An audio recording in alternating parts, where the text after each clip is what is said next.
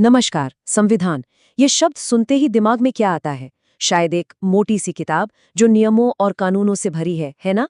लेकिन ये उससे कहीं ज्यादा है। ये एक वादा है, एक राष्ट्र का अपने नागरिकों की भलाई के लिए किया गया वादा। तो सवाल ये उठता है कि आखिर ये वादा है क्या? हमारा भारतीय संविधान इस सवाल का जवाब कुछ बहुत ही शक्तिशाली आर्टिकल्स के जरिए देता है। चलिए आज इसी वादे की गहराई में उतरते हैं। ये आर्टिकल्स समझिए एक ब्लूप्रिंट की तरह हैं।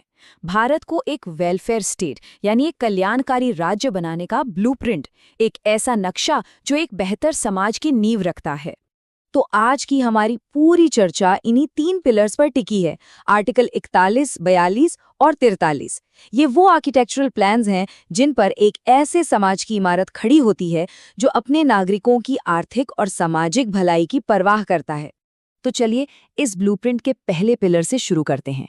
आर्टिकल 41। इसे ना एक बुनियादी सुरक्षा कवच की तरह सोचिए, जो लोगों को मुश्किल वक्त में सहारा देने का वादा करता है। जरा देखिए इसका स्कोप कितना बड़ा है। ये काम पाने के हक की बात करता है, एजुकेशन के हक की बात करता है, और अगर कोई बेरोजगार है या बीमार, ऐसी मुश्किल हालत में सरकार से मदद पाने के हक की भी बात करता है। ये एक बहुत बड़ा वादा है, सच में। तो ये जो सोशल सेफ्टी नेट है ये बहुत कॉम्प्रिहेंसिव है। ये सिर्फ एक दो चीज़ों को नहीं बल्कि लाइफ के कई इंपॉर्टेंट चैलेंजेस को एड्रेस करता है, काम और पढ़ाई से लेकर बुढ़ापे और बीमारी तक। लेकिन यहाँ एक कैच है, एक बहुत इम्पॉर्टेंट कंडीशन। संविधान कहता है कि स्टेट ये सब करेगा, लेकिन अपनी आर्थिक क्षमता की सीमाओं के भीतर। इसका मतलब क्या हुआ?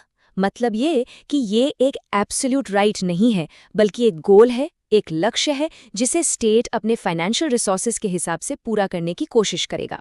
लेकिन इसका मतलब ये बिल्कुल नहीं कि ये वादे सिर्फ कागज पर रह जाते हैं। इसका सबसे बेहतरीन एग्जाम्पल है राइट टू एजुकेशन। पहले ये आर्टिकल 41 के अंडर एक डायरेक्टिव प्रिंसिपल था, मतलब सरकार के लिए एक गोल। लेकिन फिर आया 2002 में 86th अमेंडमेंट, और इसने आर्टिकल 21A के जरिए इसे एक फंडामेंटल राइट बना दिया। ये दिखाता है कि कैसे संविधान के सपने हकीकत में बदल सकते हैं।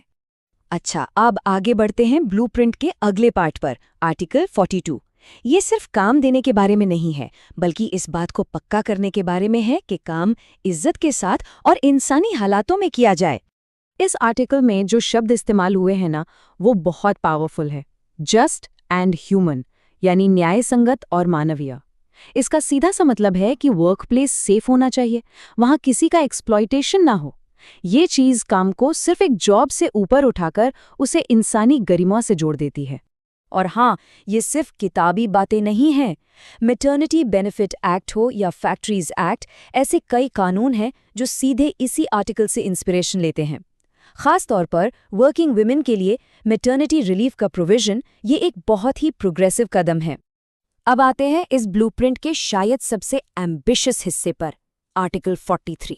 ये सिर्फ गुजारा करने से आगे बढ़कर एक अच्छी क्वालिटी लाइफ की बात करता है। ये आर्टिकल सच में बहुत इंटरेस्टिंग है। देखिए, ये सिर्फ मजदूरी की बात नहीं करता, बल्कि लिविंग वेज यानी जीवन निर्वाह मजदूरी, एक डिसेंट स्टैंडर्ड ऑफ लाइफ, और यहाँ तक कि लेजर यानी अवकाश और कल्चरल अपॉर्चुनिटीज की भी बात करता है। मतलब सोचिए कितनी दूर की सोच है ये। तो यहाँ एक बहुत इंपॉर्टेंट कॉन्सेप्ट समझना जरूरी है, मिनिमम वेज और लिविंग वेज के बीच का फर्क। देखिए, मिनिमम वेज बस जिंदा रहने के लिए काफी है, रोटी, कपड़ा, मकान। लेकिन लिविंग वेज इससे कहीं आगे की चीज है। इसमें एजुकेशन, हेल्थ और थोड़ा एंटरटेनमेंट भी शामिल है। ये सिर्फ सांस लेने और एक अच्छी जिंदगी जीने के बीच का फर्क है। और एक अच्छी जिंदगी सिर्फ शहरों तक ही सीमित नहीं होनी चाहिए, सही बात है ना? इसलिए आर्टिकल 43 ग्रामीण आर्थिक विकास पर भी जोर देता है। ये कहता है कि स्टेट को गांव के इलाकों में, चाहे इंडिविजुअल लेवल पर हो या कोऑपरेटिव बेसिस पर, कॉटेज इंडस्ट्रीज को बढ़ावा देना चाहिए। ओके, तो काफी कुछ डिस्कस हो गया है। चलिए एक क्विक रिकैप करते हैं, एक तेजी से रिवीजन, ताकि ये सारी इंपॉर्टेंट बातें दिमाग में बिल्कुल साफ हो जाएं। तो शॉर्ट में, article 41 social safety net, article 42 workplace पर डिग्निटी, और आर्टिकल 43 एक बेहतर क्वालिटी ऑफ लाइफ, और 86th अमेंडमेंट ये प्रूफ है कि ये गोल्स हकीकत बन सकते हैं। सिंपल। ये टेबल इस सबको याद रखने का एक बहुत ही क्लियर और स्ट्रक्चर्ड तरीका है। आर्टिकल 41 का फोकस क्या है? सहायता। 42 का काम की बेहतर कंडीशंस और 43 अच्छा जीवन स्तर। बिल्कुल सीधा सा हिसाब है। और आखिर में इन तीनों आर्टिकल्स का मिलाकर जो असर पड़ता है वो यही है। यही प्रोविजंस हमारे संविधान को सिर्फ एक कानूनी किताब नहीं बल्कि एक वेलफेयर ओरिएंटेड यानी लोगों की भलाई को सेंटर में रखने वाला डॉक्यूमेंट बनाते हैं। तो इस पूरे विश्लेषण को हम एक सोचने वाले सवाल के साथ खत्म करते हैं। एक तरफ है बड़े बड़े संवैधानिक वादे और दूसरी तरफ है देश की आर्थिक हकीकत। इन दोनों के बीच एक देश को बैलेंस कैसे बनाना चाहिए, ये एक ऐसी चुनौती है जो हमेशा बनी रहती है। सोचने वाली बात है ना।